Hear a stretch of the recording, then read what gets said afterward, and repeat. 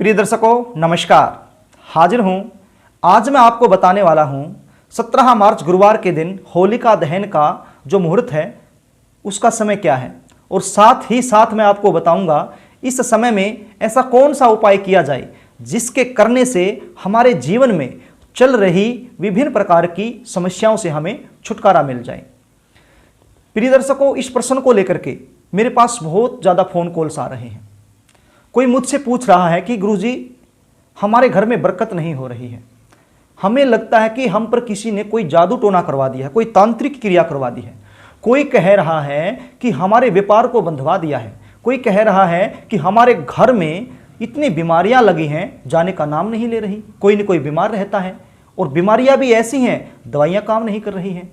कोई कहता है कि हमारे परिवार को, हमारे घर को किसी की नज़र लग गई है। कोई कह रहा है कि हमारे घर में वास्तु दोष उत्पन्न हो गया है, दरिद्रता का वास बन गया है, लक्ष्मी हमारे घर से चली गई है। कोई कह रहा है कि हम कर्जे से बड़े परेशान हैं। कोई कह रहा है कि हमने किसी को पैसा उधार दिया था, वो पैसा वापस नहीं आ रहा है। कोई शनि से परेशान है, कोई राहु से परेशान है, कोई केतु से परेशान है। तो प्रिय दर्शकों, अनेक समस्याएं, यदि प्रत्येक समस्या का मैं अलग अलग उपाय बताने लगूं तो बहुत ही अधिक समय लग जाएगा। तो मैंने सोचा कि एक ऐसा उपाय बता दिया जाए जिसके करने से जितनी ये समस्याएं हैं इनसे छुटकारा पाया जाए। तो प्रिय दर्शकों, यदि आप भी इन समस्याओं से जूझ रहे हो और आप भी चाहते हो, ये जो होलिका दहन का ये जो मुहूर्त है ये बड़ा ही अच्छा मुहूर्त है। इस मुहूर्त में यदि आप चाहते हो कि कोई ऐसा उपाय कर दें तो ये जो समस्याएं चल रही इनसे हमें छुटकारा मिल जाए, तो ये कार्यक्रम आपके लिए है। आप इस कार्यक्रम में अंत तक बने रहिए। आज मैं बड़े ही आसान तरीके से और बड़ा ही आसान सा उपाय आपके लिए लेकर के आया हूं, लेकिन बड़ा कारगर है। प्रिय दर्शकों, पहले तो मैं आपको यह बता दूं, वर्ष 2022 में 17 मार्च गुरुवार के दिन होलिका दहन का जो पर्व है उसको बड़ी धूमधाम से मनाया जाएगा। होलिका दहन का जो पर्व है वो बुराई पर अच्छाई की जीत का प्रतीक माना जाता है। हिरण्यकशिपु नाम के एक बहुत बड़े राक्षस हुए जिनके पुत्र हुए प्रहलाद जी। अब प्रहलाद जी विष्णु भगवान के बहुत बड़े भक्त हुए। अब हिरण्यकशिपु को यह बात रास नहीं आई कि उनका पुत्र होकर वो किसी और को भगवान मानकर उनकी पूजा करे, तो उन्होंने अपने ही पुत्र को मरवाने के अनेक रास्ते निकाले। उन्हीं रास्तों में से एक रास्ता है होलिका दहन। होलिका हिरण्यकशिपु की बहन थी, उनको वरदान मिला हुआ था कि अग्नि उसे जला नहीं सकती।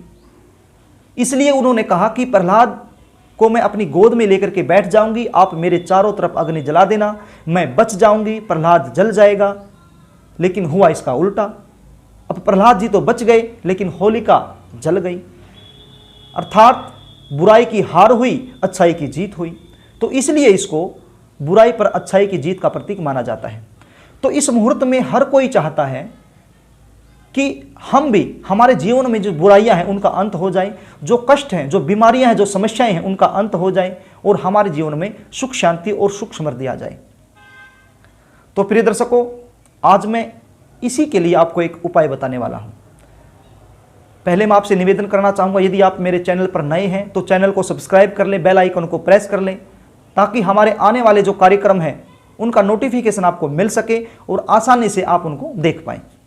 तो प्रिय दर्शकों, पहले तो मैं ये बता देता हूं, अब की बार होलिका दहन का जो शुभ मुहूर्त बनता है वो बनता है 9 बजे से लेकर के 10:14 तक, अर्थात लगभग ये जो सवा घंटा बनता है ये शुभ मुहूर्त माना गया है।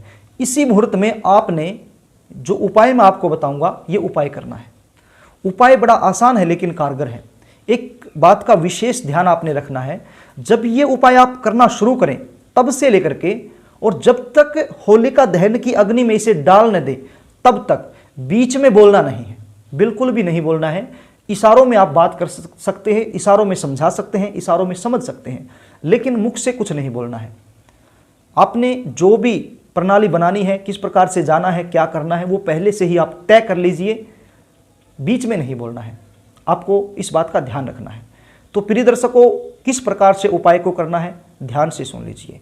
आपने एक नारियल लेके आना है जटा वाला दुकान से, और एक लेके आनी है मोली, कलावा, जो हाथ को बांधा जाता है रक्षा सूत्र के रूप में, और 1.25 किलो सतनजा, 7 प्रकार का अनाज 1.25 किलो लेकर के आना है।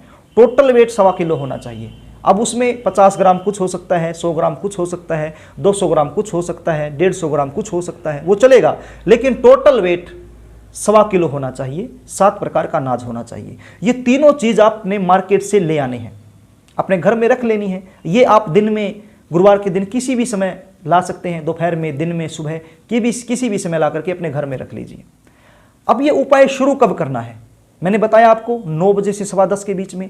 तो आपने ये उपाय लगभग 9:10 पर शुरू कर देना है, क्योंकि शुरू हो जाएगा मुहूर्त और फिर आपने होलिका दहन जहाँ हो रही वहाँ भी जाना है, तो ये समय इतना लग ही जाएगा। तो आप कर सकते हैं 9:05 पर करें, 10 मिनट पर करें, तो शुरू कर सकते हैं। यहाँ से करना कैसे है? आपने जो नारियल आप लेकर के आए हैं, जटा वाला सूखा नारियल, पानी वाला नहीं होना चाहिए, सूखा नारियल, तो उसको एक हाथ में पकड़ना है और दूसरे हाथ में वो मोली ले लेनी है। वो मोली लपेटना शुरू कर देना है उसको। अब यहीं से आपको बोलना बंद करना है। अब आपने नारियल उठा लिया और वो मोली लपेटना शुरू कर दिया, तो अब बोलना बंद आपका। जब तक आप इसको होलिका दहन में नहीं डाल देते तब तक आपने बोलना नहीं है। इशारों में ही समझना है, इशारों में ही समझाना है। तो आपने इसको लपेटना शुरू करना है और घर के प्रत्येक कोने में आपको जाकर के आना है। कोई कोना बचना नहीं चाहिए। प्रत्येक रूम में, प्रत्येक कोने में आपने घूम करके आना है और इसको लपेटते रहना है। और साथ ही साथ एक मंत्र का जाप करना है। बड़ा ही आसान मंत्र है। मंत्र कौन सा है? ओम सर्वबाधा विनिर्मुक्तो धन धान्य सुतान्वित मनुष्यो मत प्रसादेन भविष्यति न संशय। ये मंत्र एक बार और सुन लीजिए। ओम सर्वबाधा विनिर्मुक्तो धन धान्य सुतान्वित मनुष्यो मत प्रसादेन भविष्यति न संशय। अर्थात सभी बाधाओं का नाश करने वाला ये मंत्र है। समस्या कुछ भी हो, बाधा कुछ भी हो, सब दूर हो जाएंगी। बड़ा आसान मंत्र है। 1-2 बार इसको देखेंगे तो आपको याद हो जाएगा। यदि आप इसको नहीं बोल सकते, आपको याद ना हो पाए, तो फिर मन में जो समस्या है उसका विचार आपने करना है। मान लीजिए आप बीमारियों से जूझ रहे हैं, तो भगवान से प्रार्थना करते रहना है कि हमें बीमारियों से छुटकारा मिले, बीमारी से छुटकारा मिले। भगवान का ध्यान करना है, विष्णु भगवान का ध्यान करना है। यदि किसी और समस्या से जूझ रहे हैं तो उसका विचार आपने अपने मन में करना है। यदि आप कई सारी समस्याओं से जूझ रहे हैं तो कई सारी समस्याओं का विचार आपने करना है। तो ये आपने करना है। इस मंत्र का जाप करते रहना। यही नहीं कर सकते तो मैंने अभी बताया वो करना है। पूरे घर में घूम करके आ जाना है। जब पूरे घर में आप घूम कर आ जाएं तो जितना लपेट दिया वहां से उस मोली को तोड़ देना है, रख देना है। अब आपके हाथ में नारियल है जिसके चारों तरफ मोली लपेटी गई है और साथ में आपने वो सतनजा उठा लेना है। ये सतनजा उठा लेना है। अब आपके हाथ में दोनों चीजें हैं। अब आपने करना क्या है? जितने भी सदस्य आपके घर में हैं उनके सिर से 7 बार इसको घुमाना है। चाहे छोटा बच्चा हो, चाहे वृद्ध हो, कोई भी हो, छोटे से छोटा, बड़े से बड़ा, सबके सब सदस्य के सिर से 7 बार घुमाना है और अलग अलग घुमाना है। प्रत्येक व्यक्ति के सिर से 7 बार क्लॉकवाइज इसको घुमा लेना है। यदि आप पशु रखते हैं तो पशु के सिर से भी आपको इसने घुमा लेना है। पशुओं के ऊपर से सिर्फ 1 बार घुमाना है और जो सदस्य हैं उनके ऊपर से 7 बार घुमाना है, क्लॉकवाइज घुमाना है। अब घुमा करके आपने जाना है सीधा जहां होलिका दहन हो रहा है और जा करके उस अग्नि में इसको स्वाहा कर देना है। उस अग्नि में इसको डाल देना है। किसको? नारियल को और सतनजे को। और डाल करके राइट टर्न लेना है और अपने घर को आ जाना है। बस ये उपाय आपने करना है। प्रिय दर्शकों, यदि ये उपाय आपने कर दिया तो आपके जीवन में कितनी भी बड़ी समस्या क्यों न चल रही हो, उससे आपको छुटकारा मिल जाएगा। प्रिय दर्शकों, बड़ा ही आसान उपाय है और बड़े ही सरल तरीके से मैंने आपको समझाने की कोशिश की है। मैं ऐसे ही करता हूं। मैं उपाय जब समझाता हूं तो बहुत ही आसान और सरल शब्दों में समझाता हूं ताकि आपको समझ में आ जाए। मेरा उद्देश्य यही होता है कि आपको समझ में आ जाए। आप उपाय करते समय किसी भी प्रकार की गलती ना करें, आपको समझ में आ जाए। मैंने चाहे उसके लिए कोई भी शब्द यूज करने पड़े, मैं करता हूं, लेकिन आपको समझ में आ जाए, क्योंकि बहुत ही सरल शब्द मैं यूज करता हूं। कोई भी ऐसा शब्द मैं यूज नहीं करता जो आपको समझ में ना आए। बहुत ही सरल शब्द, ताकि आपको समझ में आ जाए। तो प्रिय दर्शकों, आशा करता हूं आपको समझ में आ गया होगा, क्योंकि बहुत ही आसान तरीके से मैंने आपको समझाया है। यदि फिर भी आपको कोई चीज़ पूछनी हो, समझ में ना आया हो, तो आप कमेंट बॉक्स का सहारा ले सकते हैं। आपको कमेंट बॉक्स के जरिए बता दिया जाएगा। तो प्रिय दर्शकों, भगवान से प्रार्थना करता हूं यदि आप किसी बीमारी से जूझ रहे हैं, किसी समस्या से जूझ रहे हैं, तो ये उपाय करने से आपको उस समस्या से, उस बीमारी से छुटकारा मिल जाए। और ये जो होलिका दहन का जो पर्व है, ये आपके जीवन में खुशियाँ लेकर के आए, सुख समृद्धि लेकर के आए। तो प्रिय दर्शकों, यदि कार्यक्रम अच्छा लगा हो तो मैं पहले भी आपको कह चुका हूँ, यदि चैनल सब्सक्राइब नहीं किया है तो कर लीजिए, बेल आइकन को भी प्रेस कर लीजिए। और यदि वीडियो अच्छी लगे तो आप इसको शेयर भी कर सकते हैं, कमेंट कर सकते हैं, लाइक भी कर सकते हैं। तो प्रिय दर्शकों, आज के लिए बस इतना ही। कल फिर मिलेंगे, तब तक के लिए नमस्कार।